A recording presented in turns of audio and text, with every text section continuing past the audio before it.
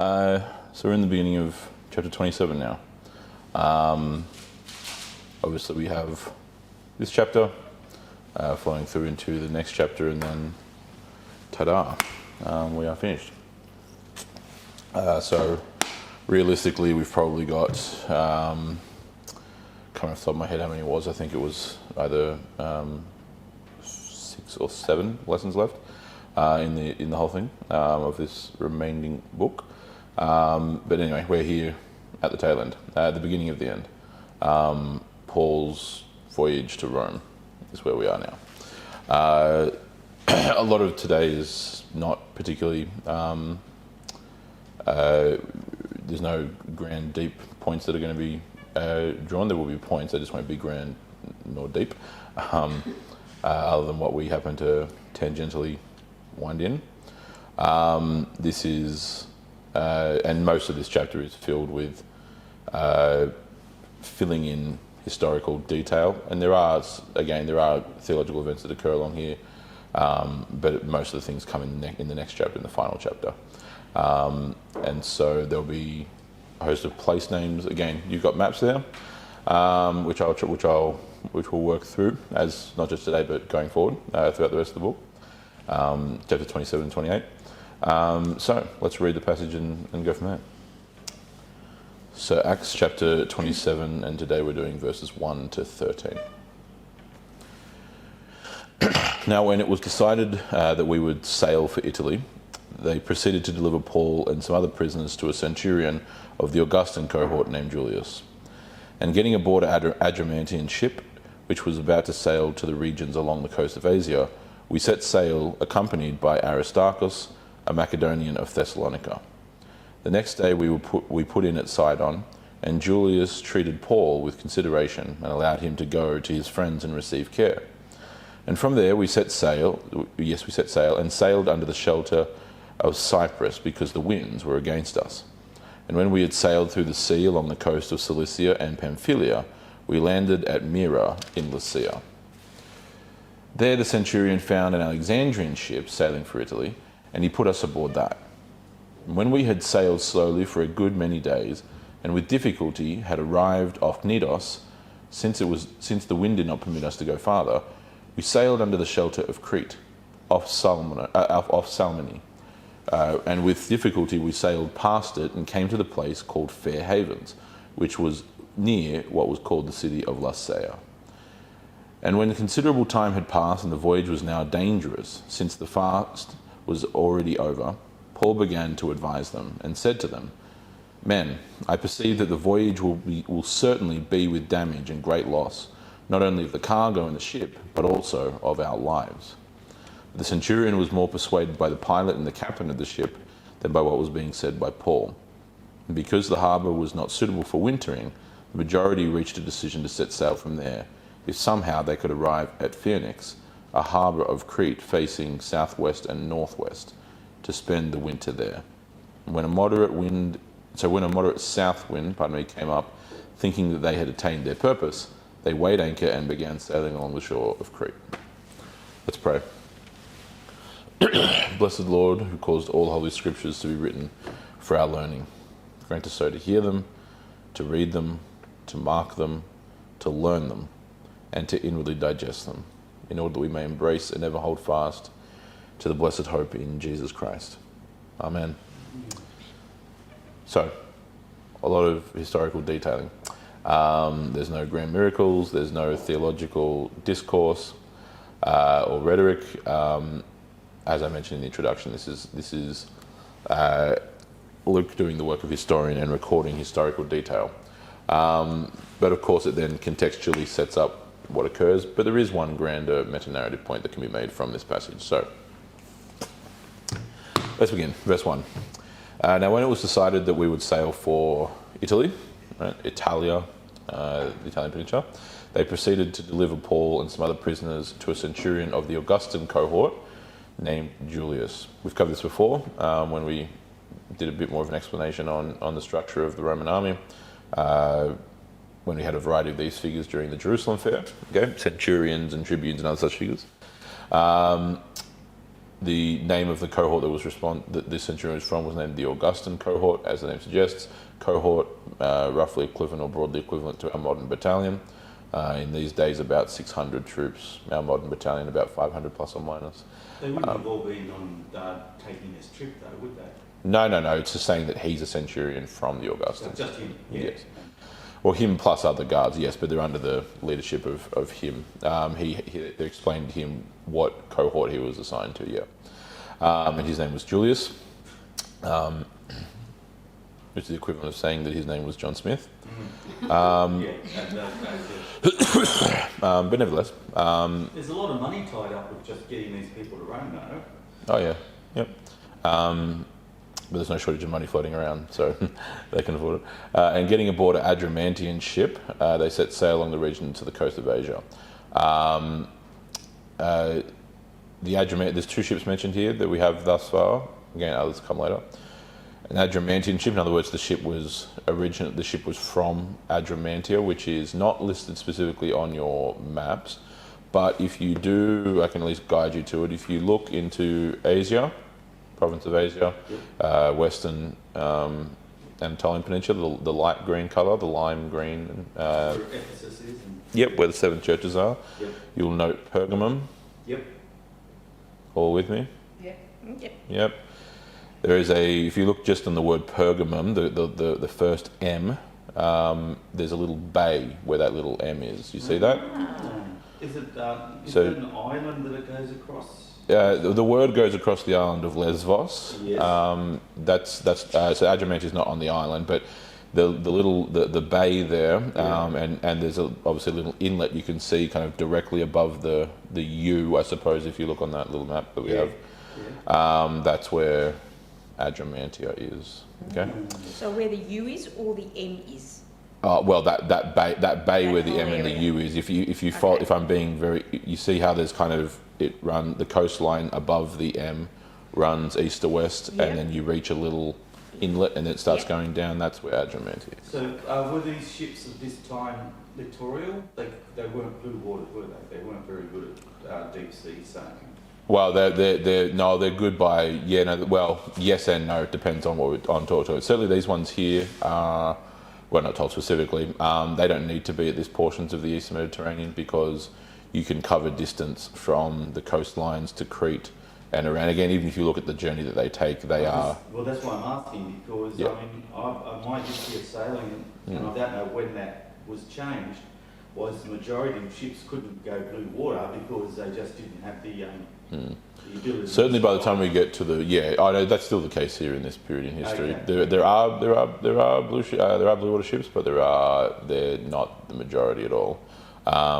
It's like even today, if you've got a sailing ship, it has to reach certain standards to be able to go out into the ocean. Absolutely. It's got to stay coastal. Yeah, of course, yeah. But certainly when they sail from Crete to Malta, they are aboard a blue ship. Yeah. So is this Turkey? Turkey?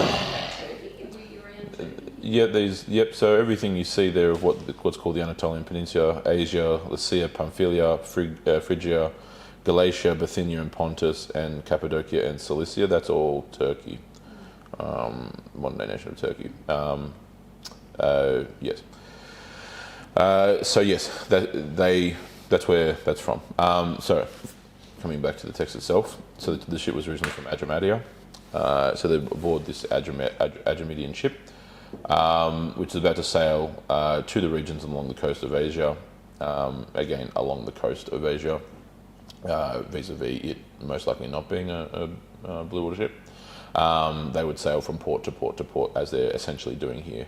The waters between Cyprus and the other eastern Mediterranean coastlines are not that deep by comparative standards, and the middle of the Mediterranean, pardon the pun, is a different story. That was that bit where near Crete and Acacia is the actual barrier that separated the two floodings of the Mediterranean. Yeah, the water starts getting much deeper from there. It's all fairly enclosed in the east to a degree.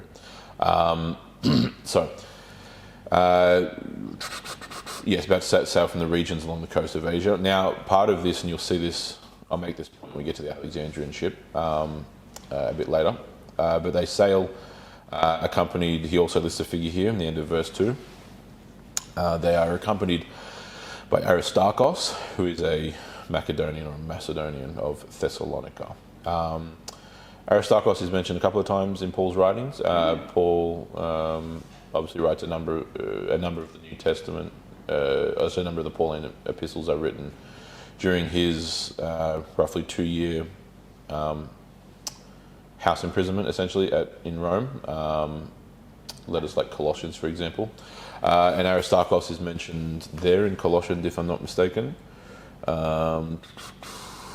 Colossians chapter 4 is mentioned also, he's mentioned twice. He's mentioned in Colossians chapter 4, along with Luke, when he's recounting this journey. He also mentions him to Philemon as well.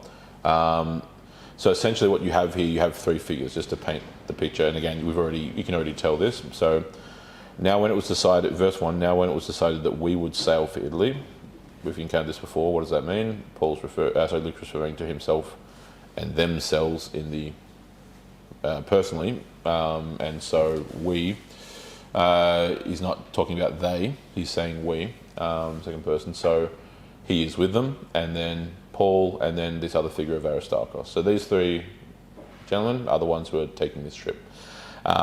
This would mean, by and large, that, again, he explains this when he recounts this, and I'll actually go to the passage just to... Would they have had to pay for their passage? Elements. They would need to pay for elements. So I'll use. As private citizens, they're not. Oh, so you mean Luke and think? Oh, yeah, they for sure. Yes. Yeah. So I thought you meant for Paul. No. I mean, I think Paul would have been, Festus and. They have paid for them. Sure, yes. So I thought you meant him. They're allowed to come, and in fact they're actually needed along. Because of the same conditions again throughout the vast majority of human history, prisons have not been a Holiday Inn where everything's covered in 3 square meals a day and everything's provided for you by the taxpayer. Your family fed you, your family, and if your family did not, family or friends or whoever you have did not bring you food, you died in that prison cell. And so in this case of this context of history, the Romans need Paul's family and or friends to come along. Yes, they're less expensive for them to look after him too. Right, correct. Yes, and that's been the modus operandi again across really until recently. My historical knowledge of ships of this era, I mean, I just know they used to have ramming ships driven by oars. This would have been a purely sailing ship, I think, wouldn't it? They wouldn't have had oars. It depends. So we are certainly on the Alexandrian ship that's to come. We're on a cargo ship. Here we are. And what dimensions are we talking about? How big a ship are they actually sitting on? I didn't think they made them too big. No, and again, we're not given a terrible amount of detail with regards to the Adramyttian ship.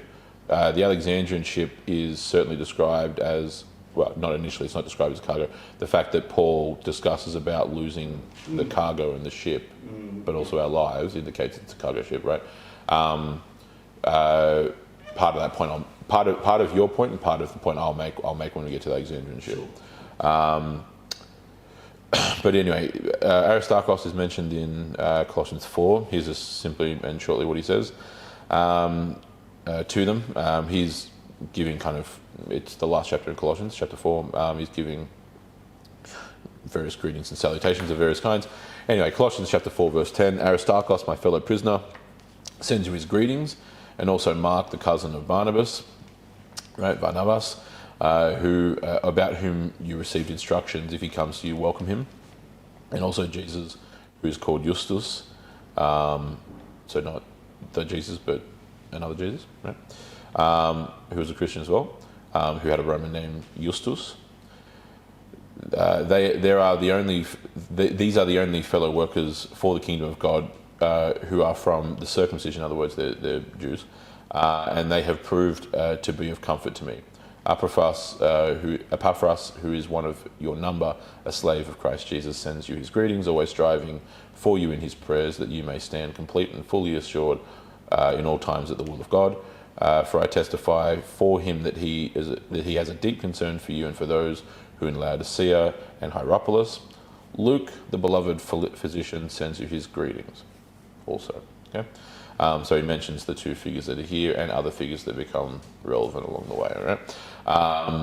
But certainly this portion of the journey, you have Luke operating as Paul's physician. Paul's older now. Paul's much older now. Has some health concerns and other such things, and is treated along the way by Luke as his personal physician, and Aristarchus really as his personal attendant. Aristarchus would be almost certainly the one writing Colossians and other texts as well. Hence his. And this Mark that you mentioned, is he like a writer of any of the? So Mark, again, this is why the tracking along of names becomes interesting. Just like if you read Jesus there, we're always used to the one, while forgetting that it was a top, not the most common name, but a top 10 common name easily. Yeah. Him specifically, I mean, this is coming from Colossians, so I haven't looked it up, but I can see if I can. I didn't mean to go down too far that hole. I thought you might come off the cuff. But, the book of Mark. Because I am fairly, I want to, if I can see if I can get there relatively quickly. Okay. That this as in Mark, the cousin of Barnabas, is the one who is traditionally identified as, again, Mark's an interesting one because there is dispute among scholarship, although I don't necessarily, I think there's one side that has a much better argument than the other. This is always the case. It's the same as how we have multiple Judases, we have multiple Jesuses, there's multiple different names, and very few of them are actually strictly like we have with the three Marys in the Gospels, right? This particular Mark, the cousin of Barnabas, right, of Barnabas, is historically, and I agree with it, considered to be the Mark, as in Gospel of Mark, John Mark, right? Despite disputations, I find the disputations to be very flimsily supported, at least my academic opinion. This is considered to be the John Mark. Obviously, when it comes to his Gospel, he gets his information from Peter. I think that's pretty universally agreed. That is universally, yes, that is. That's universally agreed. Because there are details that really only someone in a triumvirate could have known. Only either John, Andrew, or Peter could have known. Yep. And John writes a Gospel, yep. So you assume, so it defaults to Peter. Yes, but the Mark mentioned there in Colossians, not mentioned obviously in Acts, but in Colossians as part of the later journey, is historically considered to be that figure. I keep saying Barnabas, that's how I'm used to saying it with the Greek, but Barnabas, and again, a number of his family are very early Christians. You have John Mark, who is his cousin. You have another figure who's then mentioned, Paul mentions him in his Christmas list in Romans chapter 16, Aristobulus. Aristobulus was, if I'm not mistaken, the brother or the half-brother of Barnabas, they're from Cyprus, they're Cypriot Jews. He is a part of the Church of Rome, or he, again, born in Cyprus, but he goes on to become, among the first part of the foundational to the Christian Church in Rome, to the Church of Rome, and then is sent from there in the last year of the reign of the Emperor Tiberius, not the first Tiberius, but the other one who bore the name Tiberius, namely Claudius, which is in AD 54. He is sent from the Church of Rome, kind of as the first person to take the gospel to Britannia, the Roman province of Britannia. Okay. And so Christianity arrives in Britannia in AD 54. Yeah. Pretty early on, 54. That's quite early. Christianity is already in Britain by this point. Yeah, it comes on the heels of See, as we've been going throughout the book of Acts, the Romans invade Britain for the third time. This time successful. They invaded twice. Caesar invaded Britannia twice in 55 and 54 BC, and failed in that enterprise. Those invasion attempts were rebuffed during his Gallic Wars. And they waited, and so they didn't try that for about 100 years, and then they re-invaded in AD 44. And that invasion process took about a decade, roughly speaking, before they were finally successful. That's the beginning of Roman Britannia. Yep. So Roman Britain, or the province of Britannia, is brand spanking new. Even at this point, we're in about 59 here.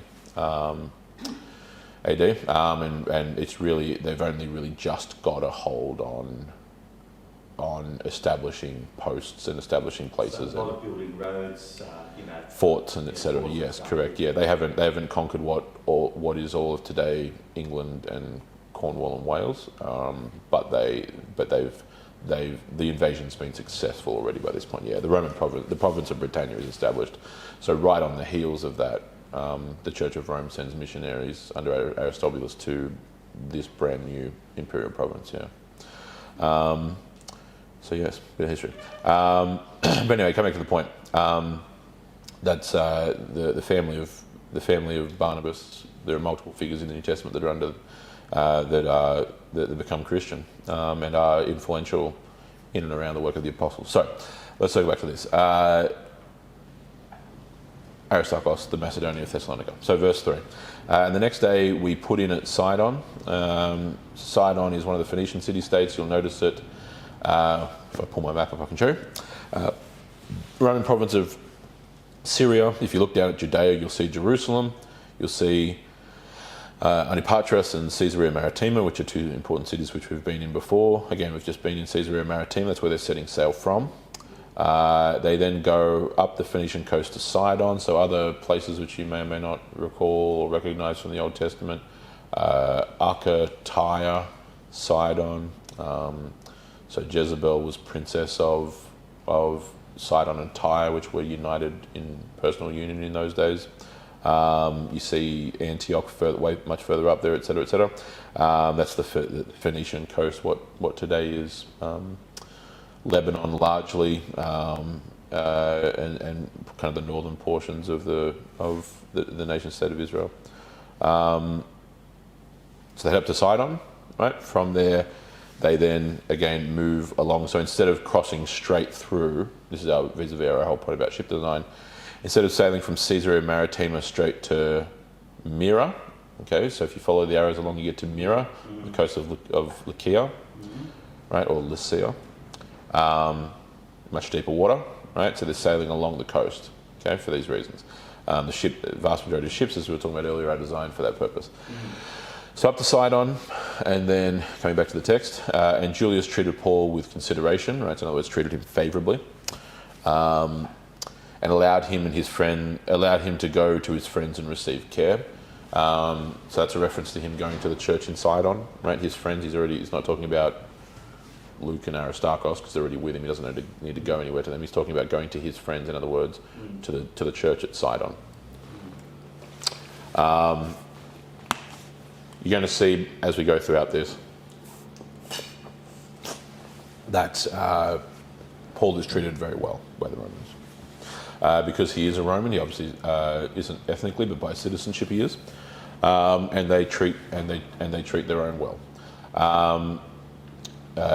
Being a decent person with integrity is also favourable, and so in treating his captors well, he himself as the one imprisoned receives reciprocation. Anyway, so he goes to visit the church at Sidon. Verse 4, and from there we set sail and sailed under the shelter of Cyprus. In other words, on the coastal side of Cyprus, right? They go around the eastern side of Cyprus because the winds were against us. When we had sailed through the sea along the coast of Cilicia and Pamphylia, we landed at Myra in Lycia. So just a question about the winds there. then means that they probably don't have oars on that ship, otherwise they would just... These kinds of coastal ships don't. No. Only much bigger ships do. Would that have been, against them, that would have mean they would have been sailing into a westerly then? They would have, yeah. I'm not sure how they managed even to make their way around Cyprus unless they were using the vortexes around Cyprus. Could have been, yes. Part of it is coming on, we can estimate because we're not specifically told what type of ship, but unless I were to do a deeper dive into whether there was any specific models made out of Adramydia, but again, that doesn't necessarily, this reference doesn't strictly mean that it was built in Adramydia. It was just simply, it would have simply been docked in Adramydia, right? It could have been. Because I believe one of the missing technologies they had is they couldn't tack into the wind very well. No, not as a general principle. No. Yes, no, you're right on that one. The Egyptian ships could at that time. Yeah, different story. Yeah. Yeah. Look, I mean the ships. Yeah, the ships are much more advanced. I mean, look, the Roman ships designed almost entirely upon Hellenistic designs. The Hellenistic designs, by you get to the point of the Hellenistic period, are fairly advanced. Still square sail, rig sail. Still square sail, but Greek biremes and triremes are very considerable and formidable vessels by ancient standards. Their adoption and even improvement in certain cases by the Romans at this point is pretty well developed. Rome has very thoroughly conquered the Mediterranean. Again, we're already by the imperial period, they've already conquered every square inch of Mediterranean coastline. Rome owns the Mediterranean in terms of patrolling it. Piracy is basically 100% eradicated by the time period we're talking about here, of the 1st century. Piracy doesn't exist because the pirates are dead. That would solve that problem, wouldn't it? Very brutal. Yeah, that was pretty good life under Roman rule If you behave well. Well, yes. Not Yeah. if you're a pirate. Yes. Now that goes, again, there's a balance with everything, but if we're talking about just if we ignore religious and political things for a moment and just talk about general everyday life, no, absolutely, yes. You've already seen a microcosm of the difference between how the Jews treated Paul and how the Romans treated Paul. It wouldn't cross their mind to unless you're the emperor or a senator, it wouldn't cross these guys' minds to assassinate you on the roads in the middle of the night, because it would be greatly dishonourable and unbecoming of a Roman centurion or soldier or anyone else. The broader economic, again, this is part of the point I was going to make about the Alexandrian ship, but I'll make it now, might as well, seeing as we're talking about it. This whole little journey is quite mind-blowing from a historical perspective, because at any other time period this journey wouldn't happen anywhere faintly as smoothly. The only problem, the only difficulties they have really in this trip is the weather. That's it. The weather. So things beyond their control in the first place. No one's thinking of attacking this ship. No one's thinking of piracy. No one's thinking of raiding it. No one's thinking of stealing it. Like, it's not. This ship can sit in any port that it wants to for as long as it wants to, and no one's going to touch it. Because if they do, they know what will happen. And so again, peace doesn't come through wishful thinking. Peace comes through order, and it always has. You lose peace when you lose order and allow chaos to ferment. The Romans have spent the better part of, at least broadly speaking, 150 years by this point. Certainly by the time certainly by the time they've got done with Carthage in the Punic Wars. So you're talking mid 2nd century BC, about 200 years prior to this time. We're over halfway through the 1st century here, AD. From that time period all the way down through to the beginning of the empire, they have been consistently for about that 150-year period, broadly speaking, chipping away at territorial mass accumulated across the Mediterranean, and particularly the eradication of piracy that comes with it. the biggest counter-piracy effort really came in the days of Julius Caesar and following, and a lot of, and Augustus, obviously is first, at least on paper, the first emperor. So from 27 BC to 14 AD, really is the one who goes hammer and tong and finalises the eradication of piracy in the Mediterranean as the adopted son of Caesar. Caesar was captured by pirates. Okay. And then negotiated through basically very clever, kind of clever psychological and rhetorical gameplay in befriending them and arranging them for them to be paid off and for them to free him by their own decision because they liked him so much and he paid them well and they asked for X amount and he doubled it and blah blah blah. Did you then promptly kill him afterwards? I returned back to shore, gathered the Roman navy and annihilated them. Yeah. I thought that'd be his way. Right. Yeah. All of it was a ploy to get him free, which is all perfectly good. So from that point forward, again, they were already engaging in counter-piracy operations, but Caesar then goes scorched earth on piracy in his portions of the Mediterranean, and across the Mediterranean more broadly, and then Augustus, as his adopted son, takes that to another level altogether. And so, for the first time in human history, the Mediterranean has been entirely safe to traverse across. So commerce booms then because you're everything booms. Everything goods. booms.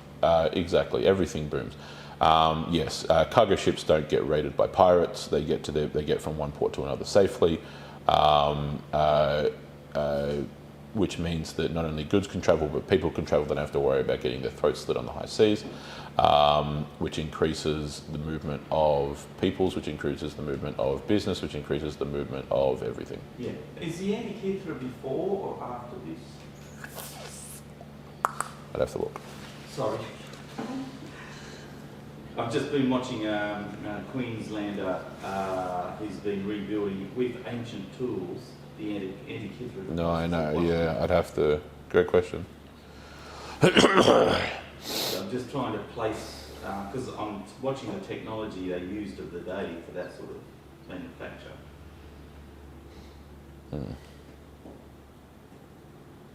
I mean, Antikythera is a place, but Well, it's an island south of the Peloponnese.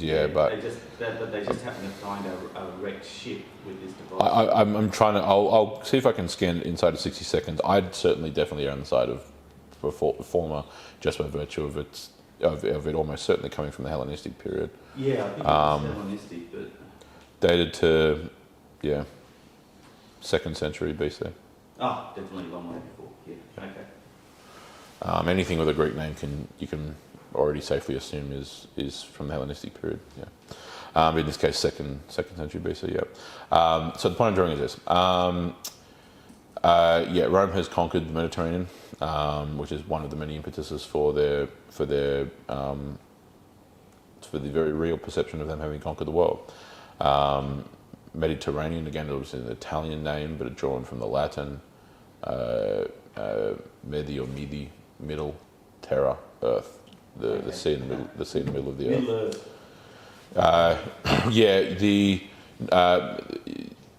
Yes and no. Yes, but with an asterisk. Same term, but for different reasons. Well, the Chinese used to call their kingdom Middle Earth as well. A lot of people. That's correct. Yeah. The term Middle Earth that you're thinking of, obviously in reference to Tolkien, is taken more broadly from the Germanic, which obviously English is a Germanic language, the Germanic word for this world of Midgard, which in English Middengarden, middle Gerd world. Okay. So the middle world or Middle Earth. Yeah. So that comports with Christian cosmology generally. All it means is that this is the centre of their culture. In this context, the ultimately Mediterranean of the Mediterranean Sea or the Middle Earth Sea is not so much about the world, it's more a geographical reference of the sea in the middle of the world. So the world, obviously, rightly to them, was understood to be the three continents of Europe, Asia, and Africa, and that the Mediterranean was in the middle of it, hence the term, and because it functionally, at least speaking, is. No one is aware of sub-Saharan Africa. No one is aware of anything west of the, east of the Himalayas, at least not broadly. But geographically, it's still one of the largest seas in the world, enclosed seas. Correct, and in terms, 100%, yeah, and in terms of,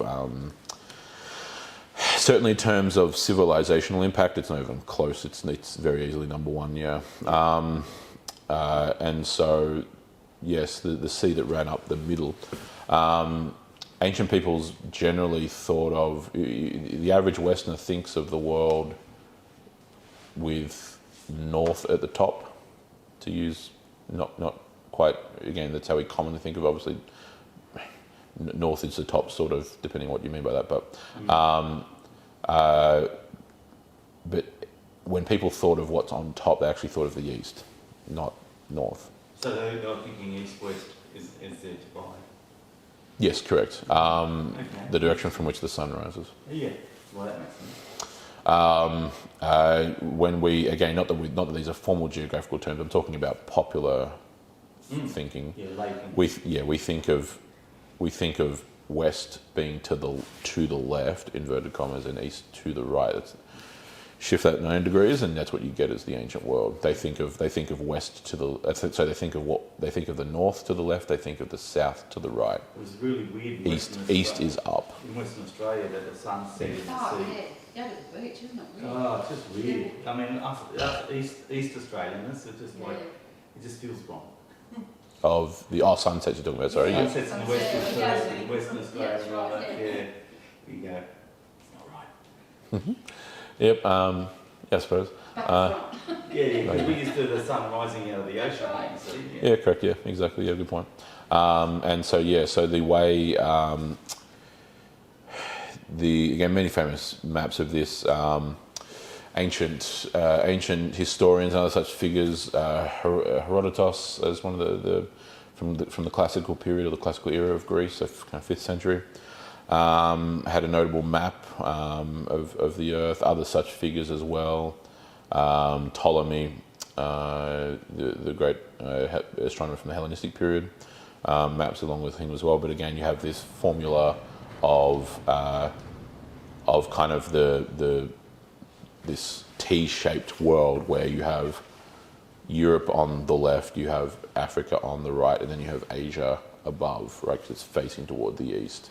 The Mediterranean kind of serves as the middle portion, and then usually it's something like the Nile River running as this massive river, and then usually either Pontus or the Euxos or other. It's fairly deep up the Nile when they went conquering Egypt as well. Basically all the way, yeah, pretty much, yeah, the entirety of it. So yes, anyway, circle back to this. So just a side question. Yes, no, that's fine. Go for it. How good were their maps at the time, and did they sail with a map or any sort of navigation aids, or was it all dead reckoning? Plenty of dead reckoning. Did they utilise maps? Certainly not in the very specific sense that we would today. Maps would be certainly in this part of the world where a lot of it's very familiar. Maps become less and less important, of course. Navigation is still, yes, dead reckoning. Navigation is still, of course, heavily determined astronomically. So by the stars as well. Yeah, 100%. Yeah, absolutely. No, exactly. Yeah, the utilisation of, because again, there's consistency, incredible consistency, very consistent predictability in what time of the year certain things should be showing up, and all it takes is an even remotely skilled pilot to, in other words, the one who actually is actually steering the ship. Captain in the ancient world usually meant the one who owned it. We actually get that reference in a minute, but but anyway, what the Greeks would call a pilot, what the Greeks call a pilot. anyone worth their salt knows what the sky should look like at that time of the year, and they know how to navigate from this portion to that portion, utilising that. But they'd be going by a number of days of sailing and estimation of the wind and. Yep, and again, one of the other factors that come in with Rome's conquest of the Mediterranean is that a journey from X port to Y port is predictable. Okay. We know how long it should take, and we can then plot that way, and so we can incorporate that into our plotting as well. Because the important thing is, if you don't get to that port in the time that you expect it, then you just got to assume you're lost, and you just try and head for the nearest shore. Correct. Yes. And work it doesn't out. take much to lose sight of the shore either. No, not at all. 10 kilometres and it's gone. Exactly. Yeah. And so whole host of elements that again, like everything else, the predictability of sailing is something that's determined by how many problems you encounter upon the seas, and if you toss in other problems like piracies and other unexpected encounters, and that only makes things more complicated. Right? So sailing is easier than ever, and it's more predictable, and therefore becomes even easier again, and just on and on and on. Verse 6. All right, so we're in Myra. Okay, on your maps there. Verse 6. And the centurion found an Alexandrian ship sailing for Italy. Okay, so that Adramyttian ship was obviously scheduled to sail from Caesarea Maritima to Myra. Okay, that was its journey. They don't have a dedicated ship, and that's not uncommon at all. The Roman Navy is too busy doing a whole bunch of other things other than transporting one prisoner, right? No, they'd be using civil ships for small jobs like Correct. And so they are basically what's the term we use? They're just basically hopping along ship to ship, essentially. passengers. Yes, basically they're hitchhiking. Yeah, yeah. Well, paying for it, but Yeah. So Alexandria, that ship's a long way from home. I mean, that's right across the other side of the Of the East Mediterranean. But again, for all the reasons we've discussed. Yeah. This is a cargo ship, so this ship either set sail from Alexandria to Myra to pick up cargo to take to Malta, which is where it's eventually going, or to Cyprus, etc. It's probably carrying Egyptian grain or something, because that was a breadbasket for the Romans. Yep, and so that cargo may have been coming from Alexandria and dropping some of it off at Myra, some of it off at Crete, etc. etc. Again, it's an Alexandrian ship by description. So we found an Alexandrian ship sailing for Italy, so that's its ultimate destination. Okay, it's ultimately sailing across, and you can look on your maps there to Syracuse. A bigger ship. Yes, this is the one that's able. This is the one that traverses from Crete to Malta. Yeah, and it's a cargo ship, so it's also larger, which you would also expect as well. So there the centurion found an Alexandrian ship sailing for Italy and put us aboard it. And when we had sailed slowly for a good many days and with difficulty had arrived off Knidos, since the wind did not permit us to go farther, we sailed under the shelter of Crete off Salmone. Were there many Greek words or that had silent C's at the beginning? Because I've never seen that. There are some. So C's and K's are interchangeable for us when we're rendering in English. So Knidos is north of Rhodes, the island of Rhodes. The major city in not at this time period, much about 1300 years prior to this time. So during the Archaic period of Greece, so kind of 1200 BC and prior, you have the Archaic period during the Bronze Age period. The island of Crete is the centre of Greek civilization, not the mainland. Yeah. I would have thought it would have been the mainland. No, Crete is definitely the centre, and so it's a civilization that we know as the Minoan civilization. Its most famous king was King Minos, from whence the legend or the story of the Minotaur comes from, the half man, half bull. But anyway, the capital there and the palace was the Palace of Knossos.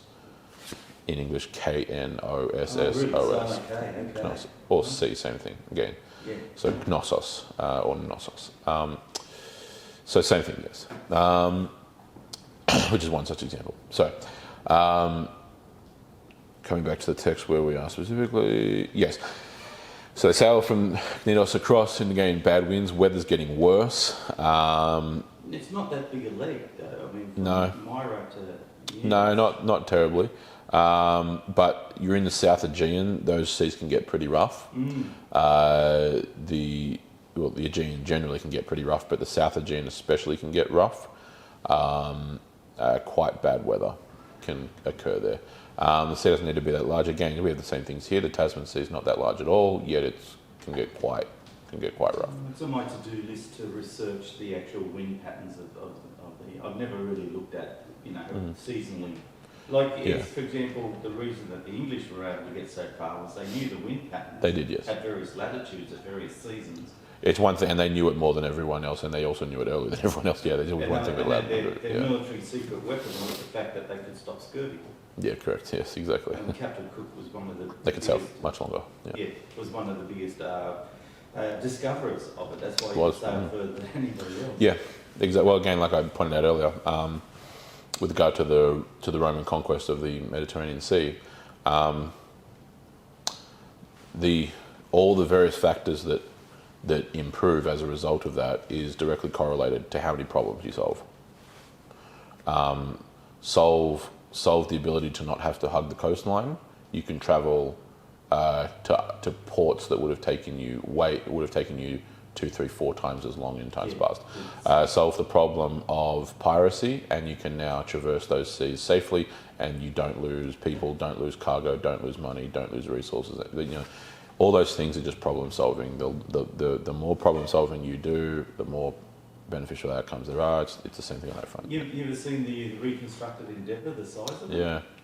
There'd be no way I'd go on that. Blue water, mate. That thing is just too tiny. Yeah, and certainly our perception of the size of those ships is obviously we often measure them by our ships are humongous, obviously with our construction of them, and we're used to gigantic The cruise cargo ships, liners and cruise ships. Today's cruise ships, they're actually just floating cities. Basically, yeah, and our gigantic cargo ships. And again, but that being smart. So again, the world is in exactly the same place now. Every sea in the world is fundamentally in the same position as this time period. What the Romans were to the Mediterranean, the United States Navy is to the seven seas. 11 aircraft carrier fleets. 12 these days, actually. It's gone to 12 now. That's with the Gerald Ford, the newest one, is it? Yes, I know. I think actually the newest one is the Haven't kept up. Reagan. But anyway, Yeah. maybe, but certainly the Ford, yes. They went Nimitz and Ford. Anyway, point is that if you went back about 20 years, if you went back kind of to the 2000s, plus or minus in the 2000s, Somalian piracy was significant in the Gulf of Aden, right? Yeah. So South Arabian Peninsula off the coast of Somalia, hence the name. That ended right quick. That's why they're surprised that the Yemen are now using Somali pirates to help them out. Yeah, because they know the waters well, and there's other things, yes. But the Somalian pirates were picking off ships coming through the Gulf of Aden and up into the Red Sea to the Suez Canal to go to, again, most popular naval passage. Yeah, good. Yeah, the story of Captain Phillips is very much like that. Yeah, so that those things don't happen anymore because one of the rare instances, the American and the Chinese navies just essentially quashed that because they had a mutual interest. They're working towards that with the Yemen attacks as well. Yeah. At the moment, so. And so the both got active ports. Yep. Military ports there. Yep. And so the United States Navy patrols every sea on Earth, and they're divided into various different areas of operation, and that's what allows all of these of international cargo, and when you order something online, it gets here by ship or by other such means. It's because of those things, and the same thing goes for the airways as well. It's not like the 70s and 80s when hijackings were happening left, right, and centre, and planes getting bombed and this and that and blah blah. We still have a few. They fly over, like when they were flying over Bosnia, was it, or somewhere they? Yeah, there's still places. There's still places of the world that you're not well advised to fly over. Yeah, for sure. There's absolutely that. But it also comes with the protection of the United States Air Force in that case, and its Navy by extension, forward projection. But yeah, anyway, same deal. It's what the United States Navy has done now for the last couple of decades. Is exactly what the Romans did. It's the same principle. And you saw when America got a bit gazing at its naval during Trump times. All the bad actors then all came out and decided now's our time to do something, Yeah, it was tit for tat. I mean, and it's happened in various times. Again, there was areas of laxness in the kind of the end of the Bush, beginning of the Obama administration. That took a hot minute to kind of get people to switch their heads back on. But yeah, it's the balance of things that cost a lot of money, obviously. Oh, they do. And there's a variety of factors. But yeah, that's essentially what it is. So, verse 8, again, they sail past Salmone, there which is right on the far eastern coast of Crete. And then, come back to the text, verse 8, and with difficulty we sailed past it and came to a place called Fair Havens, near which was the city of Lasea. So Crete has quite rough weather around it. It's a very rocky, mountainous, craggy island. Its coastline's not just like smooth and nice and well-rounded like Australia, where it's just these nice curving beaches that kind of placate their way along. Around there, the Mediterranean is quite shallow, so you get quite a lot of big waves because of it. Yeah, you eventually fall off the Aegean shelf into the deeper waters. Yes, and so to quite a very, very rocky island and very lots of crags and other such things. It's not a smooth coastline at all. And that was the centre of the Greek. When you go back to the Bronze Age period, yes. Okay. It seems like an unlikely place to be the centre of your civilization. It was though, yeah. A lot of people think that the Minoans and the earthquake that sunk the Minoan civilization is the beginning of Atlantis in that area as well. One such theory. There's many theory about that for sure. But yes, no, and that's not to say you still have Mycenae up in near Argos, near the Argolid Plains, up in Achaia, which you see there on your maps in kind of I don't know what kind of green you want to call that, but it's green anyway. That becomes significant later on. But yes, no, the Minoan period, significant portion of very early Greek history. And so yes, anyway, so they come to the city of Lasea. They're now on the south side of the island. Okay. Verse 9, and when considerable time had passed and the voyage was now dangerous, because again, we're now days and weeks now into this voyage. Okay, you've got to kind of follow broadly along with the time period, right? So food would have been, and water would have been scarce by that time? More than it was obviously when they began, yes. And more importantly, the weather. Okay, so they're swiftly approaching winter. Is the issue here, okay? Right. And so when considerable time, and we know this, and I'll explain how we know this just in a moment. When considerable time had passed and the voyage was now dangerous, since even the fast was already over, Paul began to advise them, saying, "Men, I perceive that the voyage will certainly be with damage and great loss, not only of the cargo and the ship, but also of our lives." So this is how we know when this is. I'm not just speculating they're coming towards winter, apart from the fact that they mention wintering in a moment. The fast is a reference to the Day of Atonement. Okay. So September, October, right, as it fluctuates. What in the Northern Hemisphere is autumn, and you're getting very close to winter. Okay, seas are much rougher, including the Mediterranean, especially in this portion. Again, the Aegean and the South Aegean is one of the has some of the roughest winds and weathers in the Mediterranean. So traveling in the lead up to winter in the lead up to winter is already dangerous enough. Traveling through winter is just not an option, especially not in any meaningful depth. That's the reason I was asking about the nature of the ship they were on. Correct. Yeah. And so verse 10, and hence why he says that in verse 10, right? He's also, again, you need to be balanced in what we read into the words, I perceive that the voyage will be blah, blah, blah. In part, you could read into that some kind of prophetic revelation, which is not strictly against the text. The thing is, though, is that Paul's not an idiot, and he also doesn't need prophetic revelation to tell you that this journey is going to be dangerous. It's to do with his education. Everybody just knows. So it's not precluded, but it's not necessary. So that's why you got to be careful what you do and don't read into certain words. You know what I mean? He originally says everything will be lost: cargo, ship, and life. So. Yeah, I always thought it was a revelation prophecy. I'm saying it's not that it can't be. I'm saying it's not necessarily. It's not necessary that it is. Yeah, because it wouldn't take a rocket scientist to figure out this journey was going to be rough. It's not Luke could have told you this journey was going to be rough, because just a general knowledge of seafaring, even if you're not. I wonder if the pilot and the captain were motivated by profit. They wanted. Well, that's what I was about to say. So yes, you've read lead, and that's all good. But but yeah, this is a business trip. Fair enough.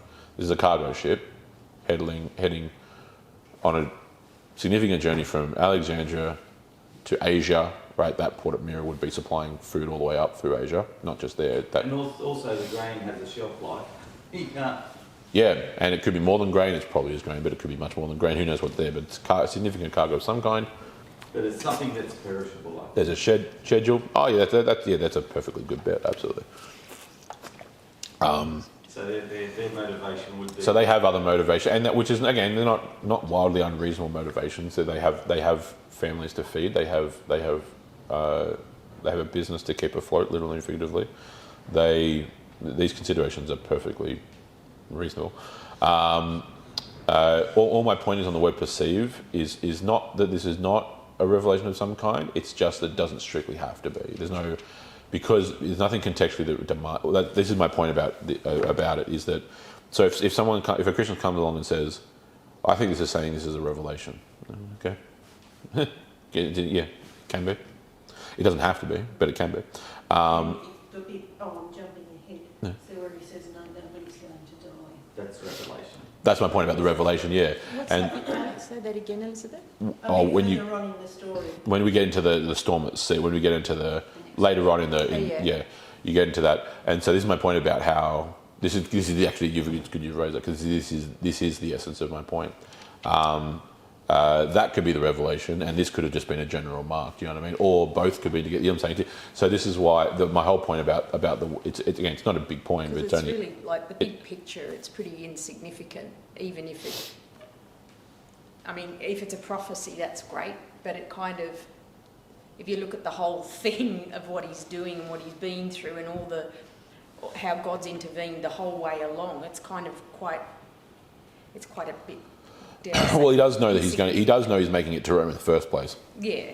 So he's had God's talk to him. You know, he's so whether he perceives it or whether it's a prophecy, I guess it's not really. You're not going to lose sight. And that's the point. And that's the point I'm trying to draw is that it's entirely. There's no problem with reading this as the I perceive element of being a revelation.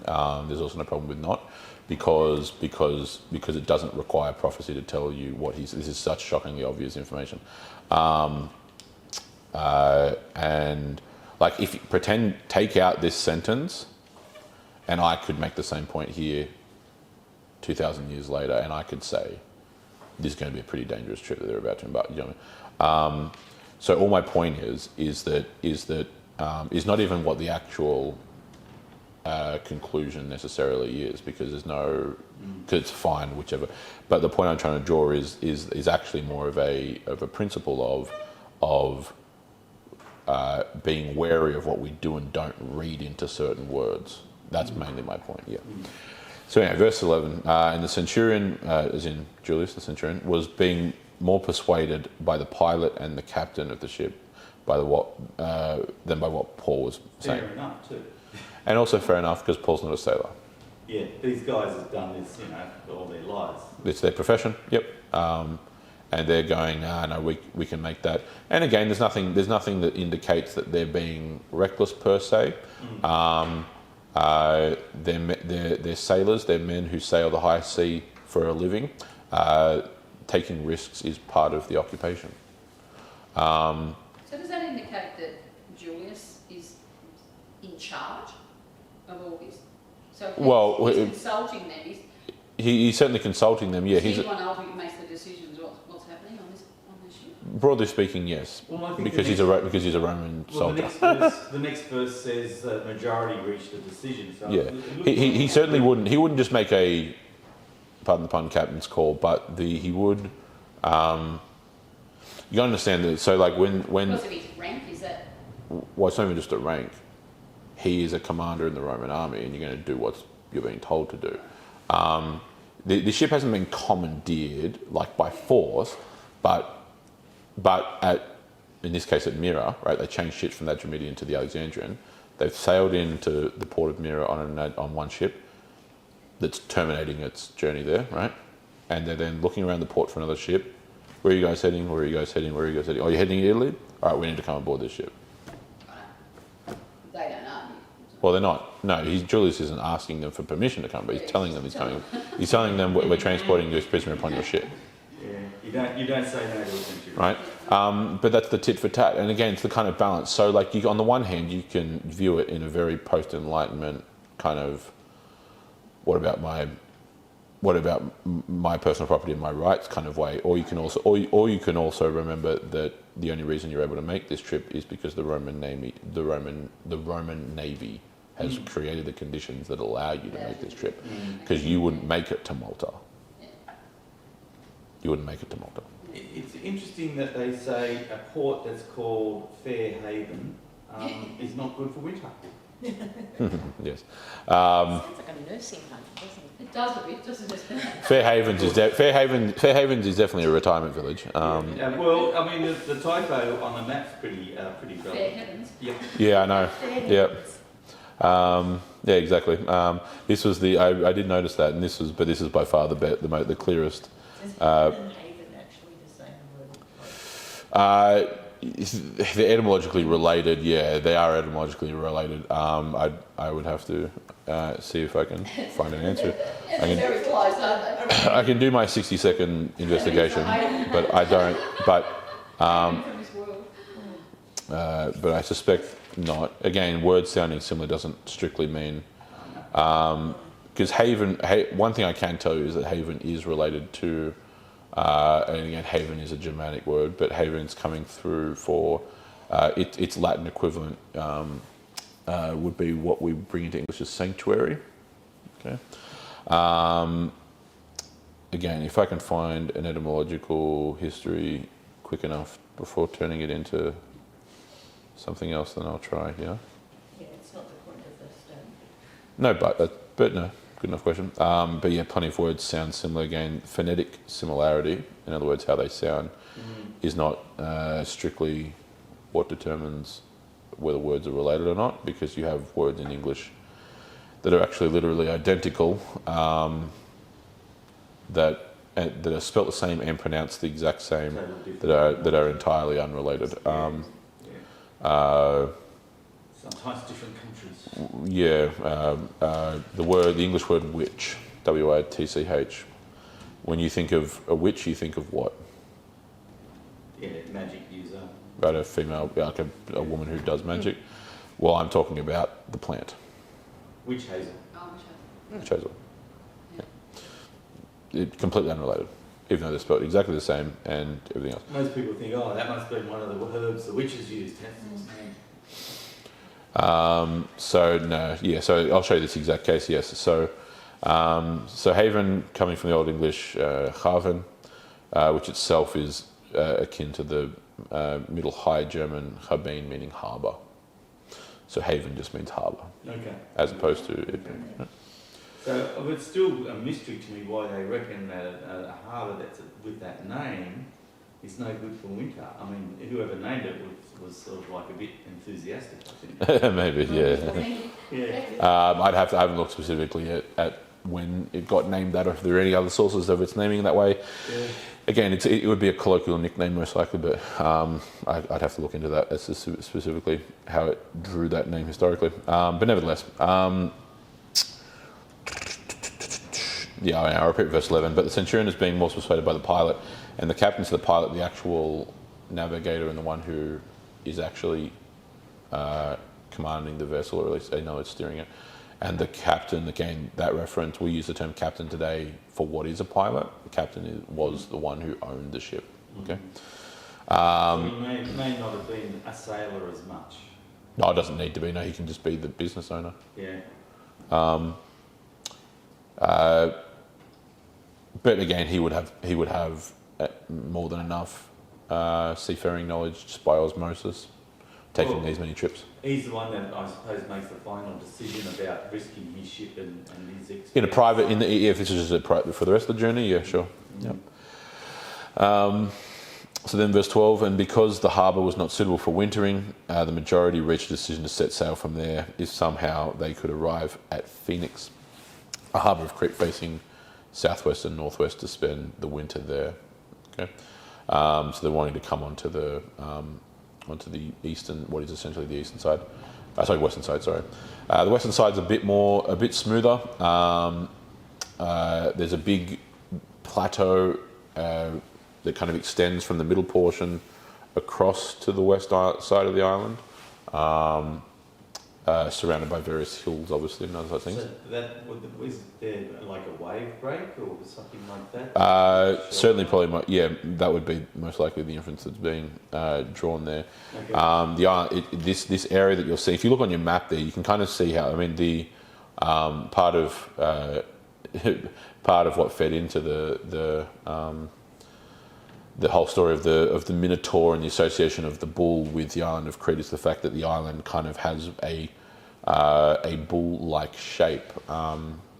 You have the body which extends these places like Salmone, Lasea, all the way across the middle, and then it comes to a small little isthmus, and then it reaches out into this plateau. So see where Phoenix is? And it's got these two peninsulas, right, horns, okay? It's all tied in, right? So that good imagination those days. Right, those elements there are, again, there's some mountains around there, but that turns into a more plateaued range across that portion of the west end of the island. Okay, and so smoother elements. The coast is, at least not to my recollection, not as rough and ragged and craggy as certainly not as the eastern portions, certainly not like the northern portions of the island, that's for sure. Southern portions, but yes, so that would be part of them predicting us. But again, we're in September, October 59. This is how we can date things. Like people ask, well, how do you know when we can date these things? Well, we've already traversed through, and we've got other references to when certain time periods are, and then you get this reference to the fast, and now we know what month we're in, right? We're in September, October, okay, of AD 59. That's how you date. It's these sporadic references that come in, and then you just join the pieces of the puzzle together. And verse 13, just to finish off, and when the moderate south wind came up, thinking that they had attained their purpose, they weighed anchor and began sailing along the shore of Crete. Okay, so we'll jump off there and then pick it up. Again, the story completely continues in verse 20. The source of the actual routes, the orange line, where would that be? On our maps, you're talking about here? Yeah, where would that have been dug up? Basically, it's drawing from the way that these kinds of maps ever get constructed is obviously all the various places we've got here I mentioned, so you can follow it along pretty adaptly. We know that they travel from Caesarea Maritima up to Sidon, obvious. We know they travel from Sidon to Myra on the sheltered side, which is in other words the eastern side of Cyprus. So that you can travail and traverse across.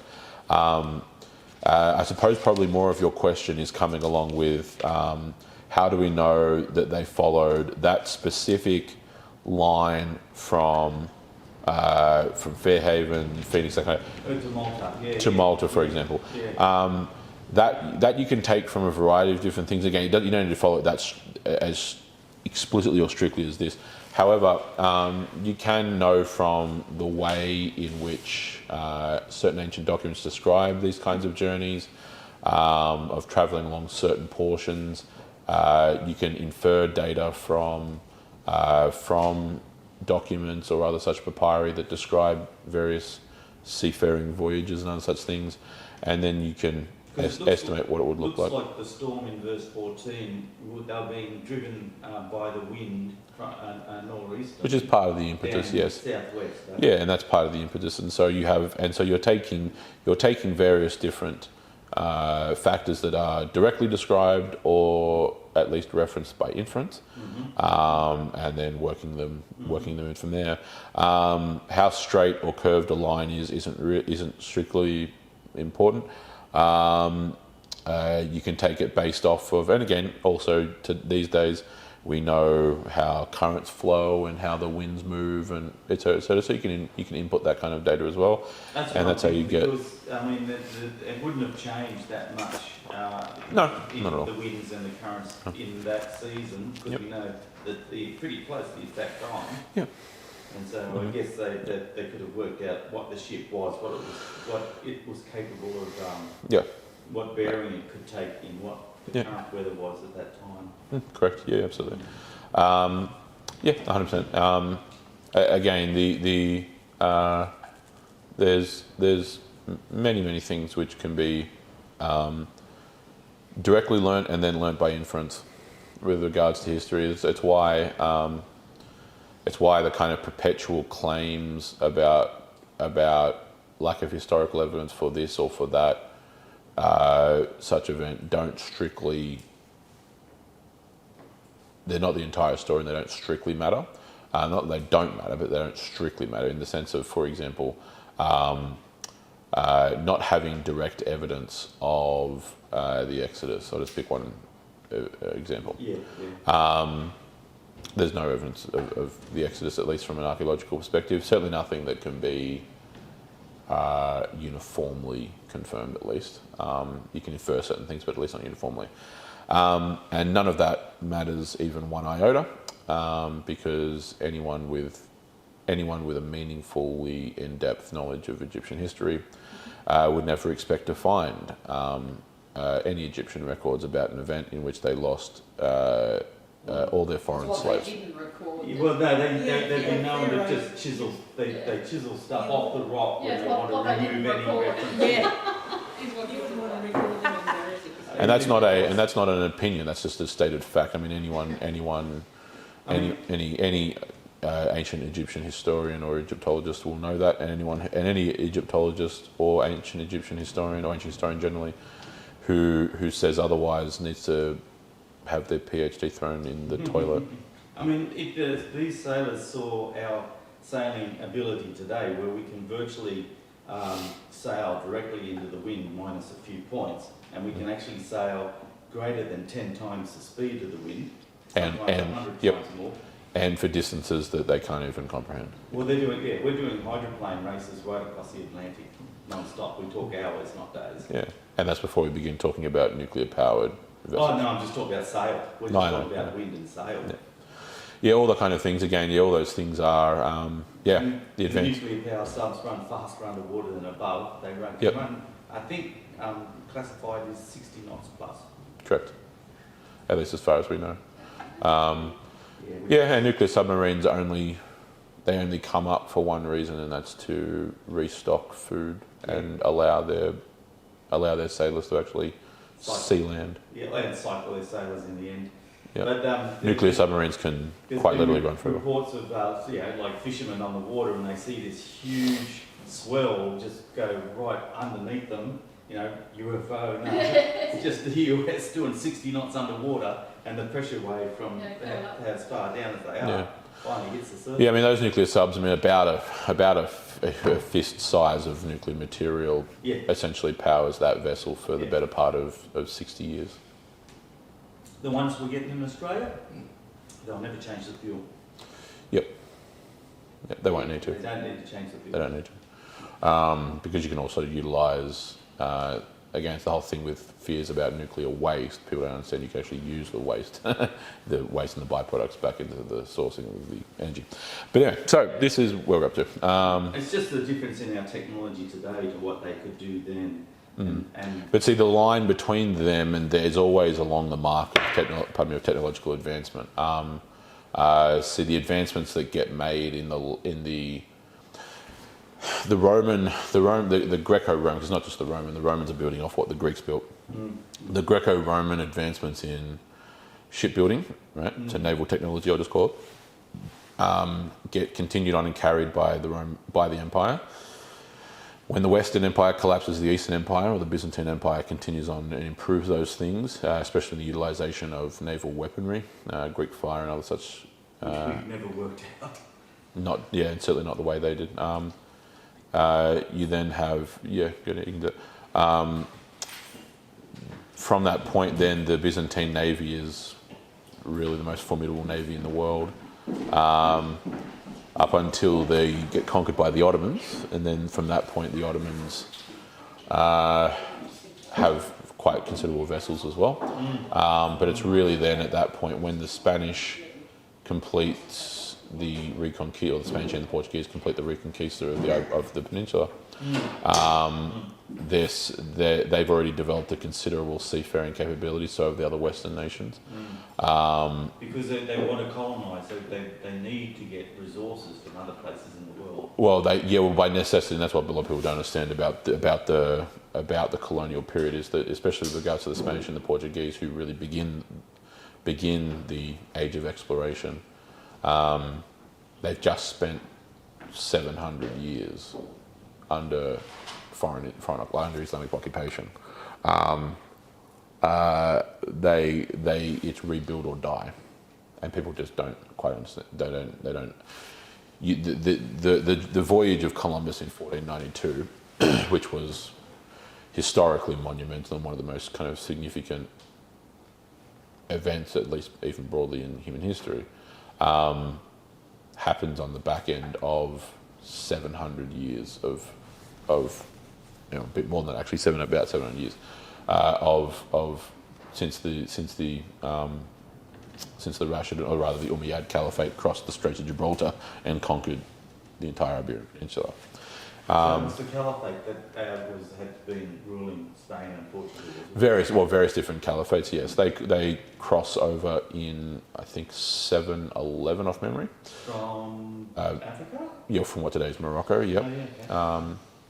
And so this is what's called the Umayyad. Again, the three major Islamic empires: the Rashidun, the Umayyad, and then the Abbasid Caliphates, or the empires. They cross over the Straits of Gibraltar, I think, again off memory, in 711. Don't quote me, but I think 711. They then conquer what all of today is Portugal and Spain, Andorra, Monaco, and pretty much the entire southern half of France.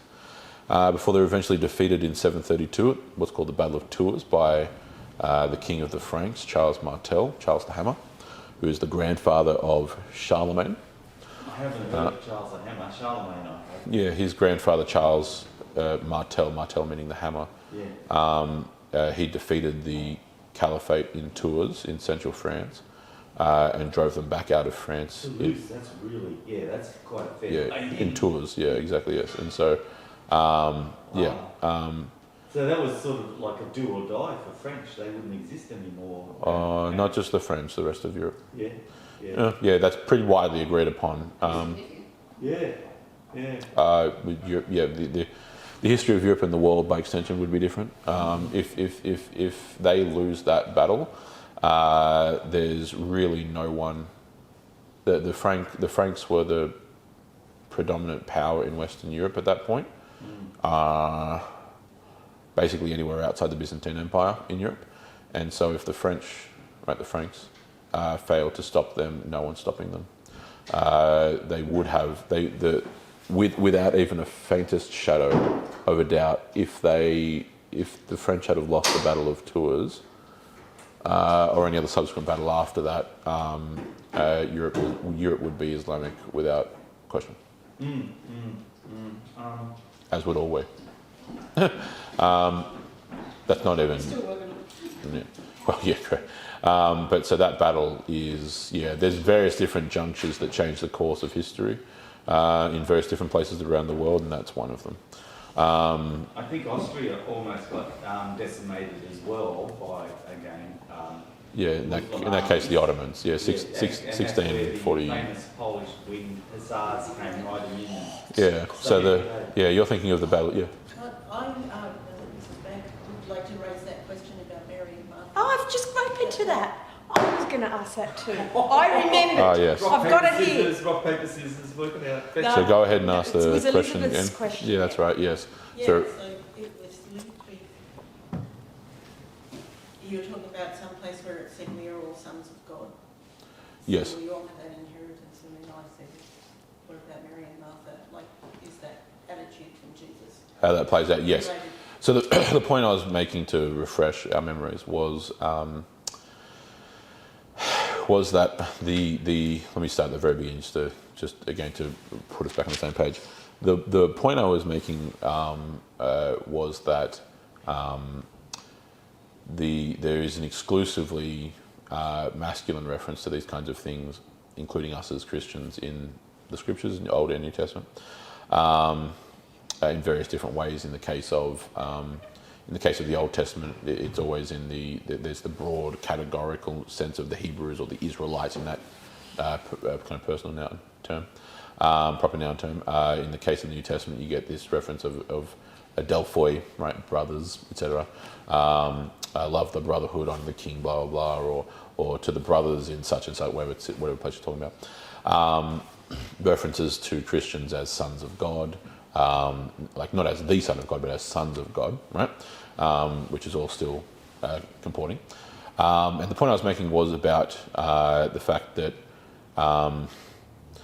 in our modern kind of post-feminist interpretation, I think sometimes we end up, some translations have decided to bring it in as brothers and sisters, which I've argued, I'm not the only one who's argued this, by the way, this has been a point that's been made throughout church history, but the point that I made there was that that ironically it actually ends up robbing, not me, not him, but you three, of what the New Testament and the scriptures at large actually promised to you through God. So the nature of the reference of brothers and sisters was with regards, of the nature of it being brothers, adelphoi, not brothers and sisters, is not about it's not a categorization of gender, it's a categorization of title. So in other words, sons are the ones who inherit things. Inheritors, yes. So rather than replace it with brothers and sisters, you could replace it with inheritors. Yeah, you could do that. Or we could just keep it as brothers and sons. And so, I take your point, but that's the implication of what's being said. So, and again, all for good reason. It's not because they hated women, again. Didn't have to do that. No, they loved and cared for their women. That's why they went to war and died for them and worked and slaved themselves away for them. The women did inherit things when they then married, right? Because that son has received inheritance from him, and so that's joined to that. The notion of sons was then, with regards to our inheritance, that men and women have actually inherited all that Christ has equally, right? So referring to women in the church as, like, obfuscating the reference of sons is actually ironically disinheriting Christian women. So then the circling of your point was then the question specifically about Mary and Martha and how that plays out, especially we see the interaction in, I assume you're specifically referencing the interaction we have in the home, and we see when Martha... Around here will work. Yeah, well, What if she said, okay, I'm not going to do cooking either, am I? Yeah. I'm going to have for lunch. Yeah, what do you know, like, exactly, yes. That concept is playing itself out broadly through that story. And that's why understanding these kinds of things is quite important, because understanding context helps us to understand those passages either you've got a specific story in that case, and then you've got like the general references of sons of God or brothers that weaves its way throughout, right? So you're taking a general thing and a specific thing, right? But yes, the answer is short. The short answer is yes. It is playing itself out in that exact kind of story, because you have this notion of it's the same as how I use this in an analogy, even when I've been talking about that story as well. Is that nowhere in the New Testament do we see at all women taking communion. So, for example, you don't have any, and I'll clarify what I mean by this, there's no specific reference to women by that term, right? Participating in the meal of communion. Yeah, not by word, right? So, in other words, you won't find the word communion and woman in the same, or women in the same sentence. They had a big hand in making it happen. Exactly. But this is my point, though. See, there doesn't need to be a specific reference to the word woman, or women, plural, and communion in the same sentence, because who partakes of communion? The church, right? Are women in the church? Yes. Mm-hmm. Ergo, women partake of communion. So you don't need. It's the same thing as, and that's my entire point about the references of sons of God or of brothers or the brotherhood. Is that women are also included in the brotherhood, because it's not actually a reference about gender. No, it's a reference of title. Yeah. And so it's not a question of, and so you've got those general references that are then even playing out in things like that. They're playing out in things like obviously the Marys who are the first to cite the empty tomb, etc., etc., etc. Again, you don't need these specific kind of references, and again, that's contextually determined. There are elements, obviously, there's portions of the scripture that are using generic references, then they're using specific references. So when you have, the men in the army, blah, blah, blah, that contextually obviously shouldn't be taken as, just everyone, because no, we're talking about titular references, in other words, titles. The brotherhood, or the brothers, or sons of God, right? They're clear kind of title references, titular references. And so reading them in context is obviously important. But yes, you have this general reference, and then it's playing out in those kind of specific contexts. Yeah. But this verse, the bit in like Luke, like Martha and Mary, Luke 10:38 to 42, where if you're reading it from just reading it as is and not putting it in, I guess it'd be good to try and put it into context, where you've got Martha doing all the work, her sister's sitting at the Lord's feet and listening while she's doing all the work. Mm-hmm. This is what it looks like on a superficial level, right? And then she says, how about a bit of a hand? And then Jesus says, no, actually Mary's doing the right thing. Mm-hmm. By sitting at my feet while you're doing all the work. That's what it looks. That's kind of. I'm sorry if I'm being really. And in one sense, is he actually saying that you're both doing the right thing, doing the work? And sitting no, it says, but one thing is that Mary has chosen the good portion, which will not be taken away from her. So the fundamental lessons or principle coming out of that story, in that interaction, is that is not that work and orderliness and maintaining the home is a bad thing at all. So these kinds of stories, or these kinds of passages, should be read in a similar vein, for example, as similar vein as Jesus telling you that unless you hate your mother and your father and your brother and sister, you don't love me. Mm-hmm. Okay. It's sort of a thing of, is he just defining priorities? Yeah, it's comparative. Mm-hmm. It's a hierarchy of significance. Because there's actually nothing ontologically wrong, in other words, with regards to the nature of what she's doing in being distracted by all her preparations and running around the house and doing this and blah, blah, blah. Meanwhile, they have God in their house, right? Who's also teaching, and whatever housework can or could otherwise be done is on the lower end of is lower than the priority of listening to teaching. Like they're all going to starve to death while Jesus was talking. Sort of right. Yeah. Right. You're correct. Yes. Exactly. And so. it's not even the question of fussing. It's not even necessarily, I mean, I guess you could read it that way. It's not even necessarily strictly the question of fussing per se. It's more the whole point of the prioritization. So, to use analogy. Martha's feeding them and like serving them. Yep.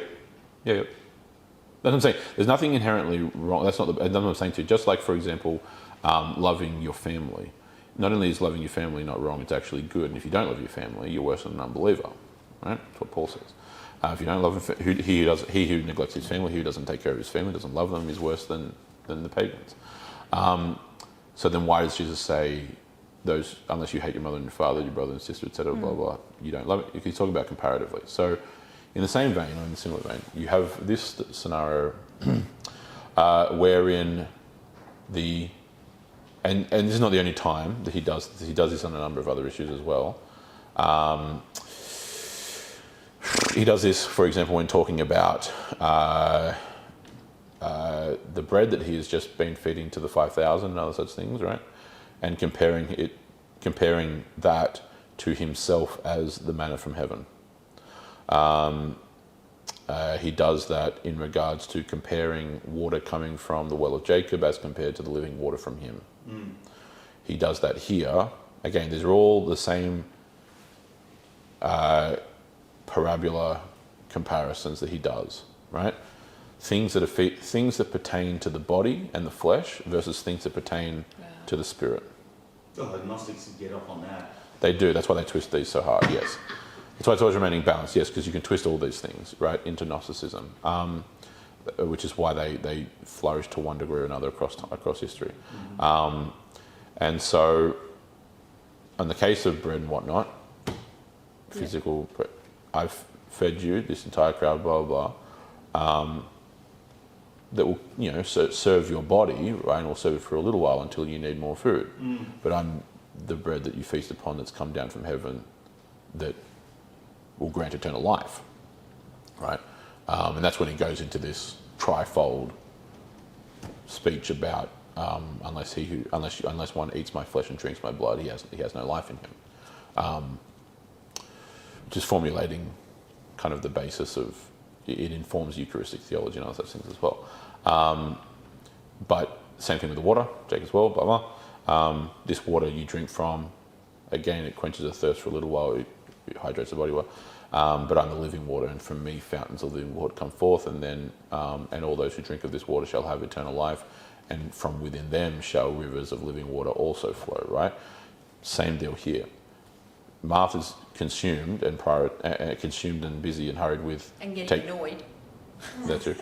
With taking care. See, we really sympathise with with taking care of the immediate. With taking care, and again, so I'm saying to you, it's not even. It's about because drinking water is also really important because you die if you don't. Eating food, eating bread is also really important because you die if you don't. Right. So it's not about those things. It's comparative, right? Everything Martha's concerned with here is a valid concern. She's concerned with the reputation of this household. She's concerned with hospitality, taking care of guests, how that's presented, the way it's presented, the quality in which it's presented. So it's more than food, just, drink, all this. She's annoyed with her younger sister. Basically, who's probably never helped as much as she should, and who's probably and. But to actually approach Jesus and actually ask about it. Not a complaint, but ask, and Jesus doesn't actually give a rebuff. He just says, no, there's a priority here.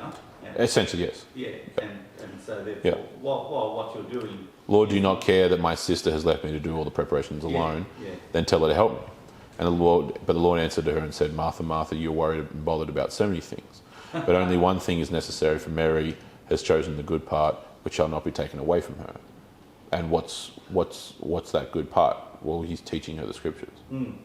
Also, maybe because he points out that you're anxious and you're troubled. It's like I can't... Well, this is tying into the point, yes, of the physical versus spiritual. Yeah. So the physical, she's very... She's stressed out because of these little physical things. Because she's got God in the house. Even though all these things are perfectly worthy in themselves. There's nothing wrong with them. But maybe she's not doing it also in the right attitude. Could it be that? It ties into that, but it's based on that, right? So it ties into that. Yes. Long story short, all these things, okay, the feeding of the 5,000 compared to the consuming of Christ and the participation in his sacrifice, which is what he's talking about there, right? You must eat my flesh, drink my blood. The water of Jacob's well versus the waters of eternal life. Martha's hospitality preparations versus Mary's learning. All of these dichotomies, that's just three of them, there's other ones, but those are three obvious ones, can all be tied down to the same exact point that Christ makes about does God not even take care of the sparrows in the tree? Worry not about tomorrow, for it has its own problems. Worry about today. And he doesn't mean just generally. Worry about the state of your soul today. Right? I mean, worry about your spiritual state today. Jesus could have said, yeah, you're right. The woman's place is not to be sitting here with the men listening and learning. Which is also part of it, She should be serving, man, you know. And Yep. Jesus is going, no. Which is all culturally perfectly fine. It's all normal, yeah. Yeah. But what if no one was serving? Surprised that he's there. Hello, Mary can stay. So, The disciples have been surprised when Jesus said. yeah, many respects, yeah. Certainly in one respect, yes. There's a variety of different reasons why that dichotomy existed, which are all in their own right fine. They would have been to one degree surprised that Mary was sitting there with them. Also not in one sense, because again you kind of see this come up along the way as it works its way through throughout. But yeah, men and women learning together, like sitting in the same place, learning together in the Christian context is quite unique historically. In fact, They tried to twist it, like in the book of Thomas, to that there was like a more than just platonic relationship going there, you know, between Jesus and like in the Gospel of Thomas, somewhere. So yes. In the Gospel of Thomas and there was two Gospels of Mary, but the lesser known one. Yeah, these are Gnostic texts that are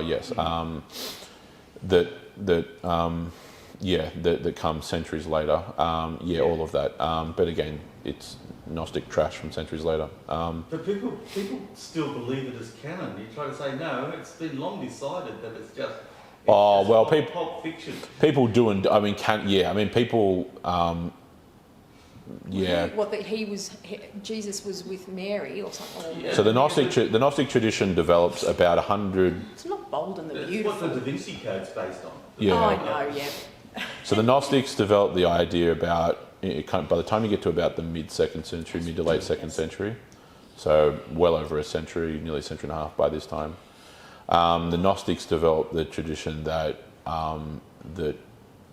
Mary and Christ were actually married, and or at least in relation. And there's a whole host of things that come from that, which Children of Jesus. more deeper things than that, esoterically and spiritually, which I'm not going to mention. No. But they would pounce on this incident where he allowed, whether it's the same Mary, there are lots of Marys. There's multiple. Yeah, you kind of need to keep track. Yeah. Yeah, that he allowed Mary to sit there, which was culturally not the norm. When men and women didn't learn in group settings often. Yeah. Again, for a variety of other historical kind of contextual reasons. But yeah, so that's tying into this. So the broad point is actually it's the comparison between the physical and the spiritual, which again is always why these things should be in balance. See, the Gnostics rip these things to shreds they don't take the physical and the spiritual in balance. They just abandon the physical entirely in favour of the spiritual. That's the problem. Hedonists do the opposite. Materialists, right? Atheists do the opposite. They abandon. They do the exact same thing Gnostics do in the opposite direction. In their case, they abandon the spiritual things entirely in favour of the material. And so hence the idolatry of scientific pursuits, really the kind of philosophical worldview of scientism, of viewing everything, that truth can only be determined through empirical means, the hedonism that comes with that, It's a method, it should never be a belief. No, correct, exactly. It's a tool. It's a tool of. Base their ideology It's an epistemological tool. It's a Yes, tool. correct. That's all it is. It's an epistemological tool. Just using a ruler. Exactly, it's an epistemological tool. It's how we learn things. When people start to imply that it's actual a belief that you should follow that excludes everything else. I mean, even someone like when Dr. Carl, you know Carl Kazanitsky? It's TV, well, yeah. Yeah, TV, radio, all that. Yeah. He actually says science and belief or religion really have no crossing points there. They one doesn't cross over to the other. They exist in. They are their own things, yes, yeah. and it's when and that's also because one is dealing with, again, not exclusive. Obviously, religion doesn't deal. Christianity doesn't deal exclusively with like it has material implications. Yes, right? Yes. Obviously, but the various different scientific fields are but one subset of our epistemology, of our knowledge of how we know things. Yeah. There is no empirical way of studying history because we don't have a DeLorean to jump in. Yeah. There's no. It just doesn't work that way. That's not. And so, that's why I say it's the idolatry, because it is. It turns science into the only way by which we know things. And then it's no wonder that you arrive at a conclusion like there is no God, because you've already decided to discount the other 95% of ways that we know things. It's not. it would be no different than treating an even further subset, which is why it's also irrational. You take, I'm just using a generic term like science. You take science, right, and scientific pursuits. An empirical field as the only epistemological basis. Epistemology means the philosophy of knowledge, right? How do we know what we know? Okay. How do we arrive at truthful conclusions?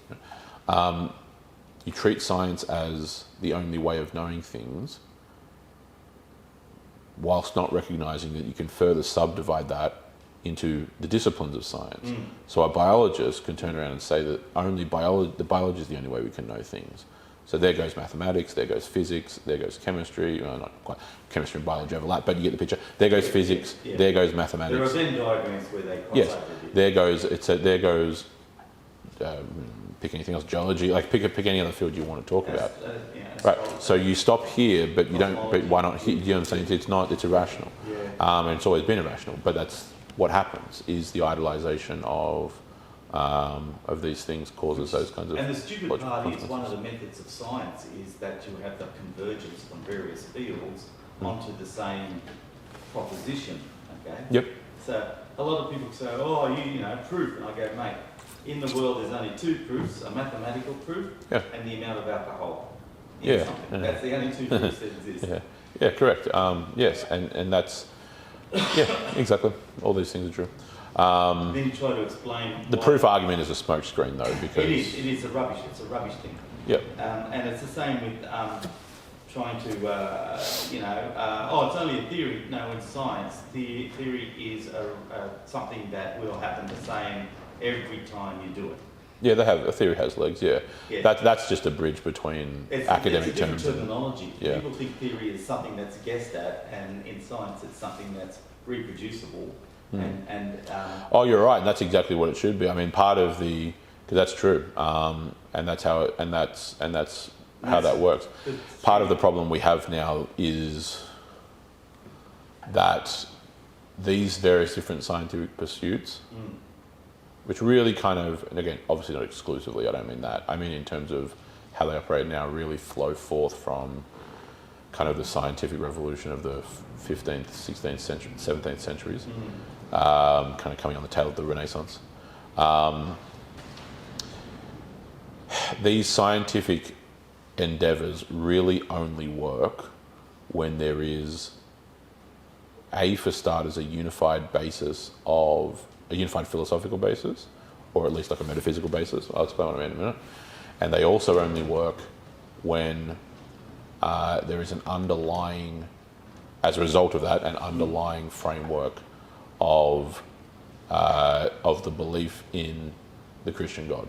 It only works in that environment. Most early scientists were monks and priests. Exactly. So, yeah. That's the entire foundation of it. Yeah. Because once you've abandoned that, various other things fall into logical contradiction inside of 5 seconds. The atheist has no meaningful philosophical basis upon which to assume uniformity. Well, in For itself, example. it's a belief. Believe it or Right, not. yeah. Atheism is a belief. Yes, it is, absolutely. It's a very much a given. And so uniformity, in other words, the fact that the sun will keep rising in the east and we won't magically find it rising in the north tomorrow, right? For some unbeknownst reason. These kinds of things, right? When I toss something up in the air, it will come back down. It won't just all of a sudden one day just start to start We floating. call it the law of gravity, which is only a layman's term. The layman's term, yes. It's Right. actually the theory of gravity. Yeah, Because very much every theory. time we toss something up, the theory says it should come back down again at Yeah. 1.8 metres per second. Yeah. The second on this On this planet, yeah. Oh, no, it's very much a theory, and it's also relative. Well, they're still going throughout the cosmos. They want to see, they've worked out a range of measurements that they call the K constant, That's right, yeah. and they want to make sure that as they go further and further out to different galaxies, and that they can actually measure it to find out that the constant never changes throughout the universe. Yep. They're still not sure about that yet. No, not at all. No, not at all. And so these things have a philosophical basis in Christianity. They don't have it in atheism. When there is no God or no being, no mind, in other words, no intellect behind the creation of these various different components of the order of this cosmos, of the world, there is not one shred of reason to think any of these things would be consistent or otherwise even work at all. But that, again, doesn't matter because atheism can only come on the hill. There's no society that's ever began with atheism. That doesn't exist. The atheists have never built countries. They've only ever revolted against them and taken them over from within, vis-a-vis the Soviet Union, vis-a-vis China, vis-a-vis, it's not exactly the same, but vis-a-vis France, right, revolutionary France, the cult of reason and the cult of the supreme deity, respectively. Of course, a lot of heads to be lost. That was very irrational. Yeah. The cult of reason especially, the cult of the supreme deity is a bit different, obviously, but the cult of reason, which was fundamentally atheistic, at least by relative definitions, can only take, these ideologies that can only take over like the parasites that they are. They never build anything, they never advance anything. Even if you have atheistic scientists or such people who work on things today, they're doing nothing but riding the wave of Christian history. That's it. But there are an awful lot of Christian scientists out there. Oh, plenty. Yeah, absolutely. Oh, no, I'm not saying that. I'm just talking about the ones who are atheistic. Yeah. Someone who's working on. I'm just picking something, which there would be. Someone who's a scientist who's working for NASA in astroneering, especially as a physicist, who's an atheist. The only reason they're even remotely in that position is because of the centuries of studies of physics that have come before them, which was done entirely by Christians. And they've got to deny so much stuff that's pointing to God, you know. They still, the Big Bang, for example, they've mathematically worked that back, but then they just doggedly deny that could have been God's creation. Right, but that's what happens is that because when you've idolised these things to such a degree, right? Because at the end of the day, the concept that science is the only epistemologically valid method in the world. In other words, it's the only way we can know truth, empirically, in other words. Once you've already rendered yourself into that position, that's kind of the consequences of what. And yet, when you look at how they've worked out the sequence of what's happened after that, you know, and it matches up with the description of correct, and it's also the other main problem is the fact that, how would you phrase it?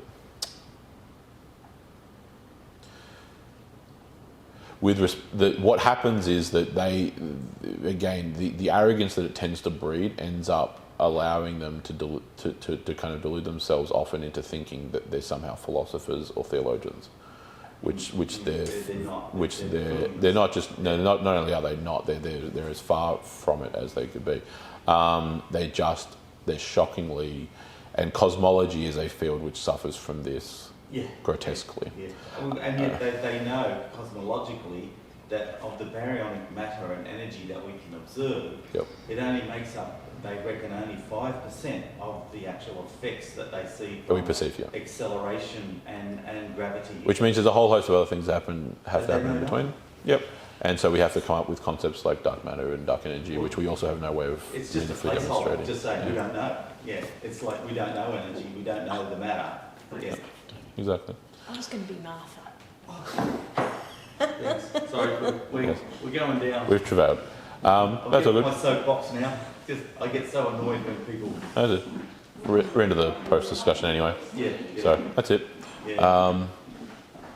But yeah, yeah. At the end of the day, the Apostle Paul's words of people suppressing the truth in unrighteousness has always proved true. All these things are coping mechanisms. They're copes, they're excuses that grant people some semblance of alleviation of conscience. Because none of these positions are even faintly tenable under serious metaphysical examination by competent theologians. Well,